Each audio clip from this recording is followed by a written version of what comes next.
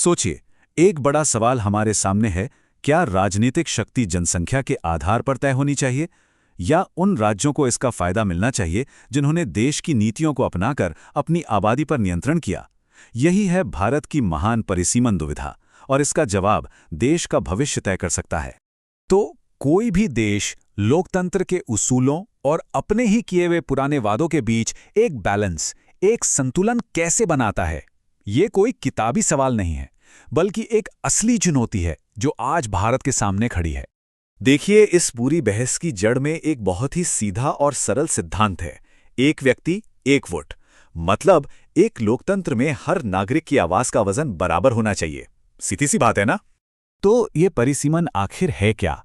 आसान भाषा में कहें तो ये हमारे चुनावी इलाकों यानी कॉन्स्टिट्यूएंसीज की सीमाओं को फिर से तय करने का एक प्रोसेस है। इसका मकसद बस इतना है कि हर इलाके में लगभग बराबर लोग हों ताकि सबका प्रतिनिधित्व ठीक से हो सके, और ये काम एक स्वतंत्र परिसीमन आयोग करता है।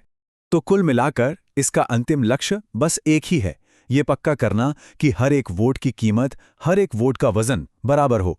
चाहे कोई बड़े शहर में वोट दे रहा हो या किसी दूर दराज के गांव में, उसकी आवाज का महत्व एक जैसा होना चाहिए।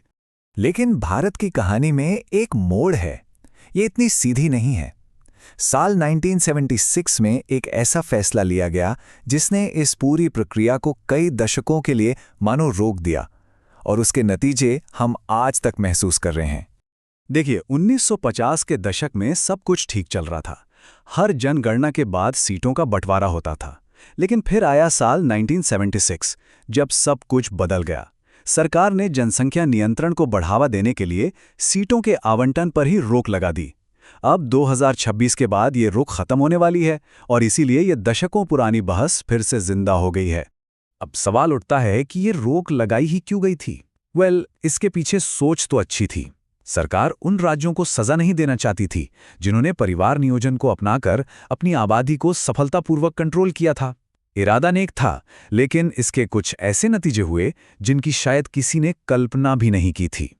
और यहीं से इस मुद्दे का सबसे अहम पहलू सामने आता है, भारत का उत्तर दक्षिण विभाजन। और ये सिर्फ भूगोल या नक्शे की बात नहीं है, ये कहानी है अलग अलग आबादी और बदलती राजनीतिक शक्ति की। अगर हम मोटे तौर पर देखें तो तस्वीर कुछ ऐसी बनती है। एक तरफ है उत्तरी राज्य, जहां पिछले कुछ दशकों में जनसंख्या काफी तेजी से बढ़ी है, और दूसरी तरफ हैं दक्षिणी राज्य, जिनकी जनसंख्या नियंत्रण के सफल उपायों के लिए तारीफ की जाती है। तो इसका मतलब क्या हुआ? मतलब ये कि अगर आज की आबादी के हिसाब से सीटों का दोबारा बंटवारा हो तो उत्तरी राज्यों को राजनीतिक प्रतिनिधित्व में जबरदस्त फायदा होगा, वहीं दक्षिणी राज्यों की सीटें और संसद में उनकी आवाज कम हो जाएगी। ये देश में शक्ति के संतुलन का पूरा खेल ही पलट सकता है। तो अब हमारे सामने दो अलग अलग लेकिन अपनी अपनी जगह सही सच्चाइयां हैं। किसी भी नीति निर्माता के लिए ये दो जायज लेकिन एक दूसरे से बिल्कुल उल्टे तर्कों के बीच संतुलन साधने जैसा है।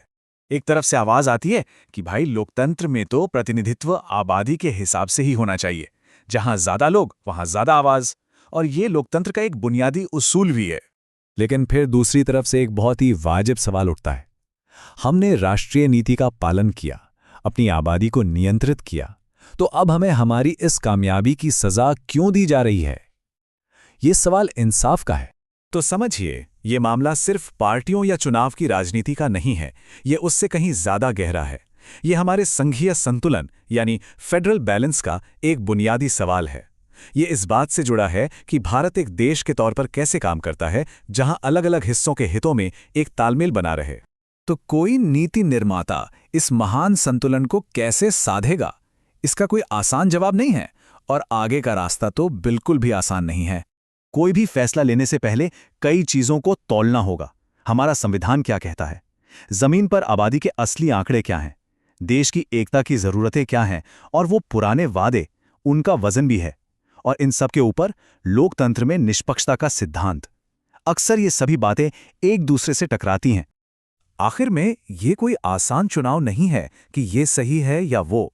ये तो समानता और निष्पक्षता के बीच एक बहुत ही नाजुक और जटिल संतुलन बनाने जैसा है। ये बिल्कुल एक पतली रस्सी पर चलने जैसा है, जहां एक भी गलत कदम देश के संघीय ढांचे को हिला सकता है। और ये सब हमें एक आखिरी सवाल पर लाकर खड़ा कर देता है। भारत के संघीय संतुलन का भविष्य क्या होगा? इस संतुलन को बनाए रखने के लिए रास्ता क्या होना चाहिए? ये एक ऐसा सवाल है जिस पर हम सबको सोचना होगा।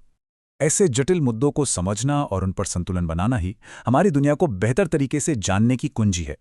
अगर आपको ये विश्लेषण पसंद आया तो इसे लाइक करें और हमारे साथ जुड़े रहने के लिए इस चैनल को सब्सक्राइब करें।